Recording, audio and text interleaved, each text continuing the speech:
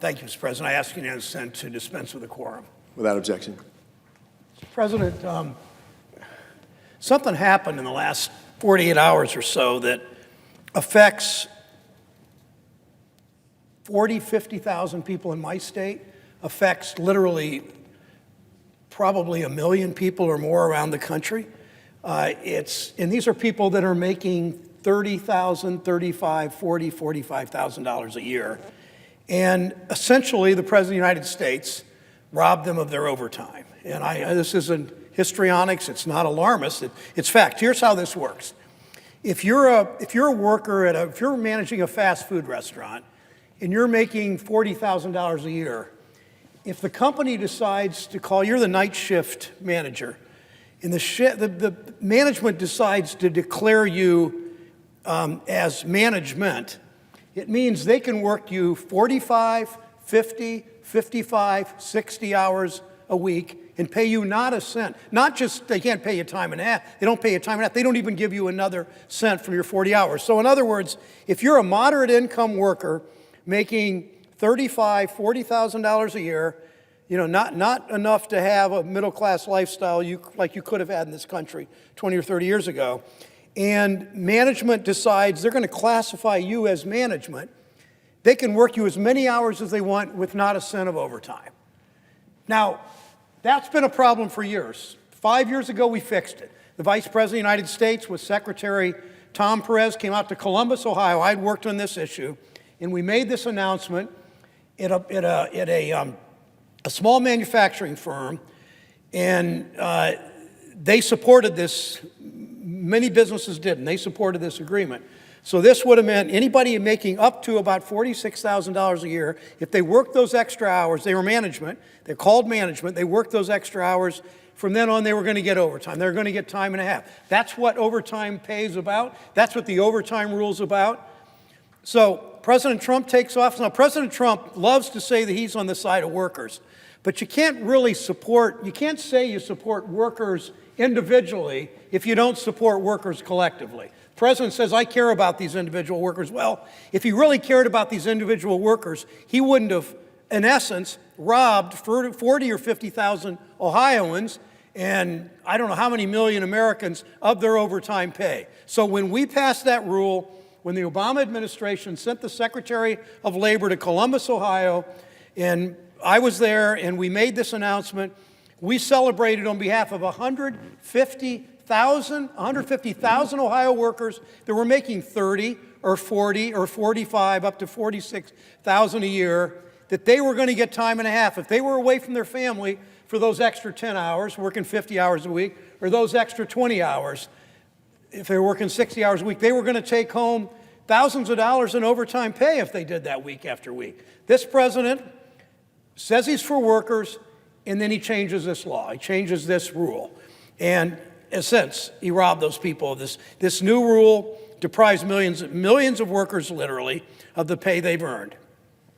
It's as disturbing as anything I've seen the president. I know the White House, just like the Republican leader's office down the hall, I know the White House looks like a retreat for Wall Street executives. In the White House, whatever corporate America wants, this White House does for them every single time. If corporate America wants to block the minimum wage hasn't been increased in 10 years, the President of the United States blocks the minimum wage. If the White House, if corporate America wants this overtime rule done away with or compromised or half obliterated, saving millions of dollars for corporate America, the President of the United States does their bidding. If a renegotiation of NAFTA, the North American Free Trade Agreement, to do it right, to help workers, you enforce worker rules, you enforce labor rules, the president backed off his campaign promise and didn't do it. Lots of tax cuts for the rich, 80%, almost 80% of the corporate tax bill that President Trump pushed through Congress, almost 80% goes to the richest 1% of the people. It's a betrayal.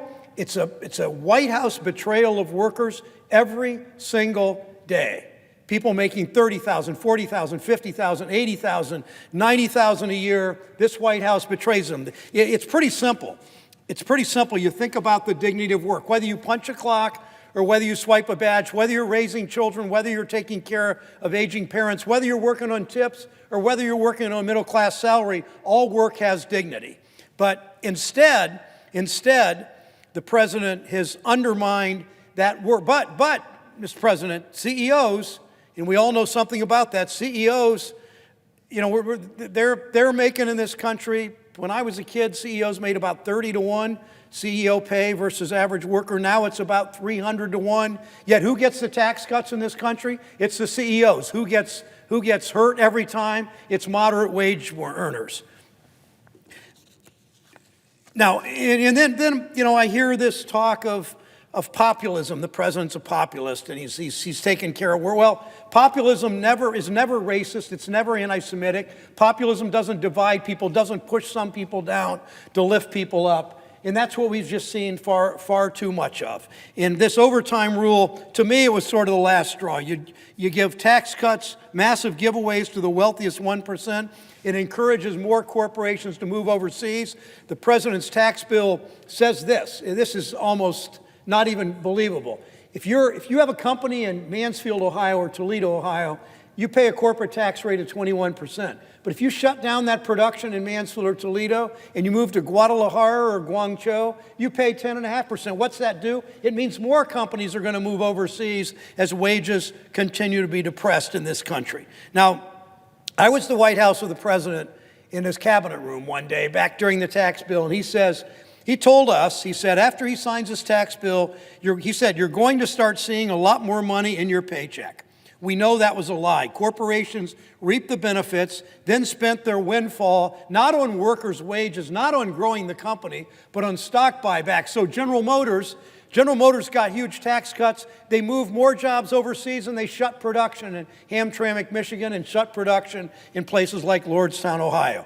He stacked his cabinet in the National Relations Board with corporate stooges who spent their whole careers undermining workers on behalf of corporations. His new labor secretary, Eugene Scalia, is a corporate lawyer who's fought over and over against worker rights. I mean, think about this. The Secretary of Labor, usually no matter whether it's a pretty conservative Secretary of Labor that Republicans over here are likely to support, or a more progressive pro-worker Secretary of Labor that Democrats more likely to support. But usually the Secretary of Labor is somebody that cares about workers and worker rights. But you know what? The new Secretary of Labor appointed by President Trump, he's a corporate lawyer. He spent his entire career attacking workers, attacking worker rights, trying to put unions out of business, trying to encourage decertification elections, trying to come down every time on the side of corporations against workers. And I said before, you can't say you care about workers individually, but don't side with workers collectively. And what does that mean? It means that when workers have a union, they get better pay, they get better benefits, they have retirement, they have health care, they have more job security, and they have more safety in the workplace. But if you say you care about workers, and I care about individual workers, but I don't care about workers collectively, you simply don't care about workers.